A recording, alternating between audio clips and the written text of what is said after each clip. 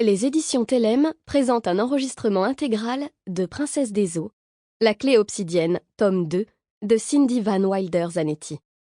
Lu par Amandine Barbier. Avertissement. Ce livre contient des scènes pouvant heurter la sensibilité d'un certain lectorat. Merci de bien vouloir prendre en considération les différents trigger warnings réunis dans la liste ci-dessous. Scène à caractère sexuel explicite. Agression physique et sexuelle. Évocation de violence. Prologue. Zina! La jeune femme se crispa au son de sa voix.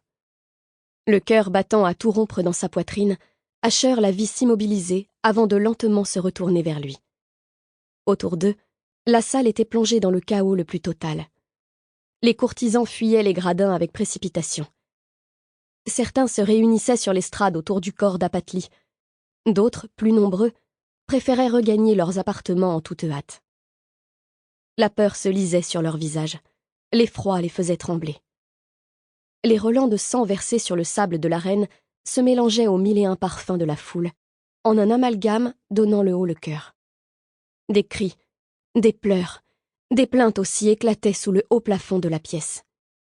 Des rumeurs et des murmures que sa magie de l'air, jaguar ne dormant jamais que d'un œil, amenait fidèlement aux oreilles d'Asher. L'empereur est mort. Mort. Elle l'a tué.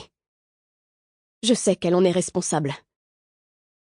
Yarenan et sa haine implacable envers l'Ixken qui se manifestait plus que jamais dans ces heures sombres. Asher devrait davantage s'en préoccuper. D'ailleurs, c'était le moment ou jamais d'intervenir. Apatli mort, le pouvoir impérial vacant, le conseil de succession pris au dépourvu, il pouvait saisir la proie qu'il avait toujours convoitée. Qui pourrait donc l'en empêcher? Aucun autre héritier légitime d'Apatli n'était présent, et encore moins vivant, en ce moment. Même si Asher était bâtard, dépourvu de cette magie du feu si révérée, personne ne pouvait nier que dans ses veines coulait le sang du dernier empereur. Il pouvait monter sur le trône. Une perspective qui hier encore lui semblait tellement inaccessible. Alors pourquoi demeurait-il enchaîné ici?